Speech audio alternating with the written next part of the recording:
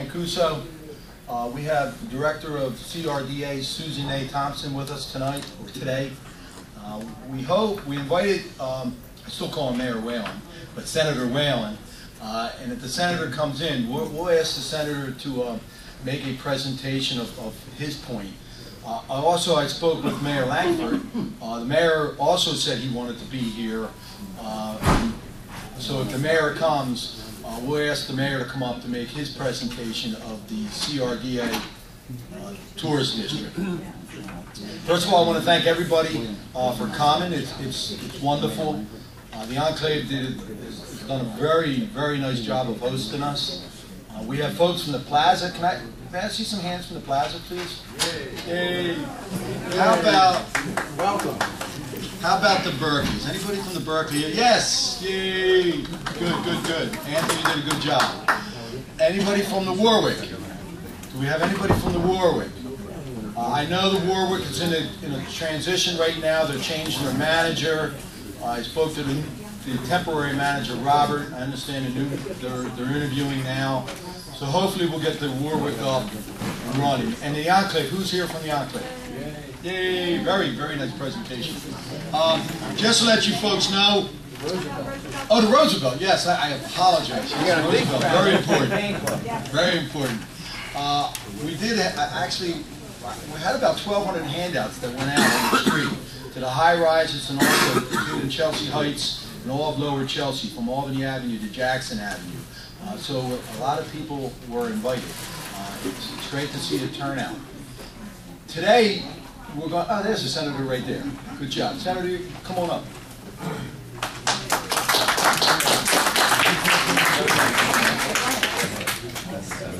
Absolutely right. You know what, as I said, the Senator is, Jim said, I still refer to him as Mayor. I always make that mistake. When the Mayor's here, I better make sure I correct myself. I think everybody noticed I got a couple compliments. I was a little dressed up today. Well, actually, at this point, we'll just let the Senator make his presentation. Thank you, Councilman. And I do apologize for not being able to stay. I have the honey-do list, so it's a Saturday and some chores and errands that my wife and I are going to run. But I did want to come by and just mention a couple of things. First, try to put this into the context as a sponsor of a number of bills on Atlantic City, but in Speak up a little bit, Jim. Okay.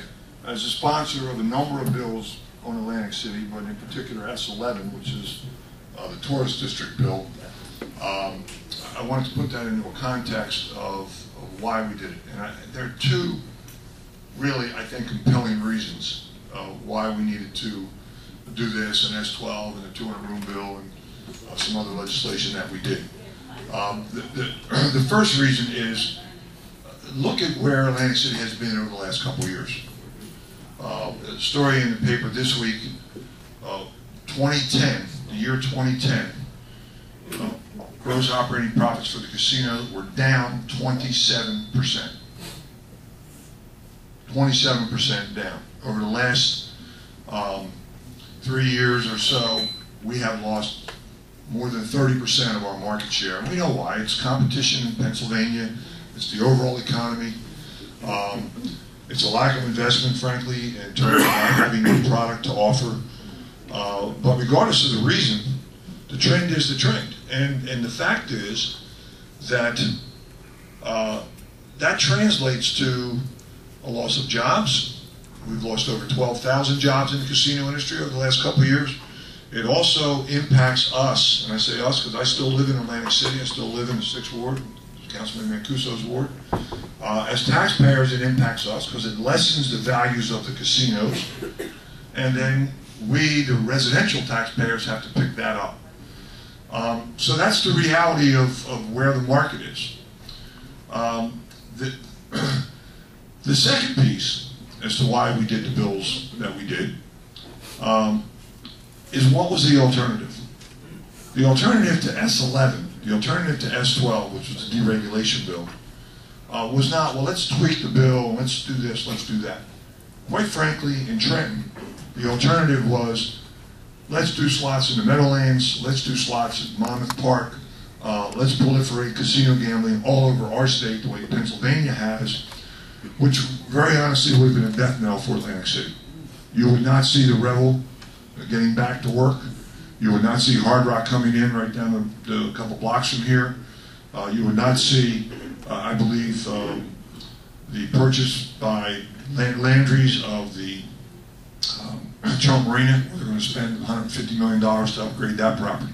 So you put those two things together, the slide that Atlantic City is in, and the reality of slots in the Meadowlands and so on. That's why we did what we did. Let me address one specific aspect of this bill, and then I'm going to turn it back over to Councilman Mancuso and to Susan Thompson, unless there are some questions.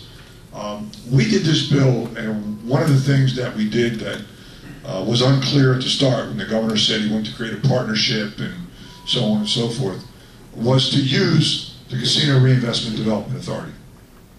CRDA has invested $1.5 billion in Atlantic City.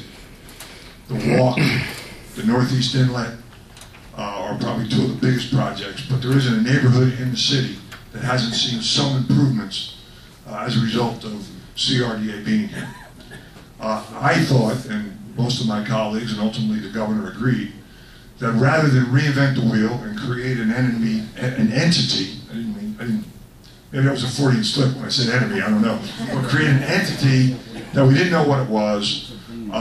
Let's take an existing entity that is located right here on Atlantic Avenue, that has done a decent job, a good job in Atlantic City in terms of reinvestment and development, and that we know where the mayor has a seat directly on the board, and let's utilize that.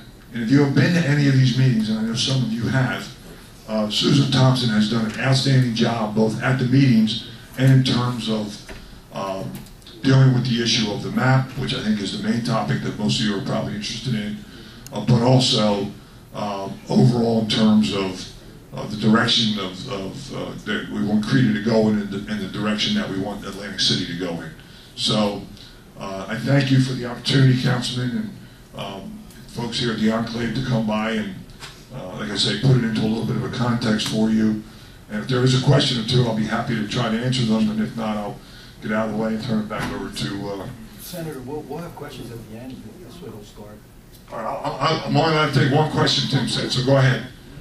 You say that the CRDA reinvested $1.5 billion? Yeah, yes. Why is the boardwalk dark? Well,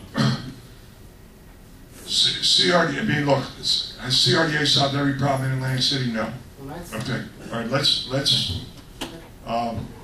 the boardwalk is not the purview right now, today, of CRDA.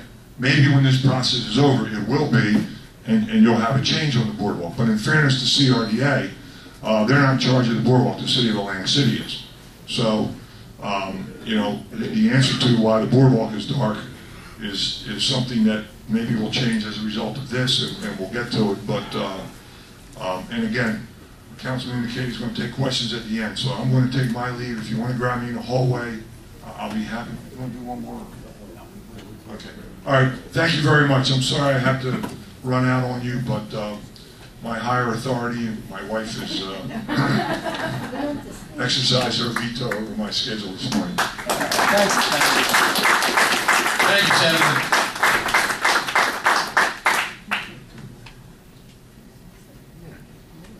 What we're going to do is, I know Jack and the Enclave handed out some cards. Actually, we have the press here, the Press of Atlantic City, just want to let you know. They handed out some cards, so if you have a question, what we're going to do is Susan, if the mayor comes in, we're going to have the mayor speak. Susan will make her presentation, CRDA, and then we'll ask questions at that point. Just to let you know, the questions, we don't have a timer up here, but you're not going to have a real long time. We'll give you about 3 minutes. There will be no follow-ups to the questions. Other people, there's a lot of people out there who like to ask questions, so we'll try to move quick. I'm Councilman Mancuso. What we're asking for is to include the boardwalk. all the way to Jackson Avenue. One of the reasons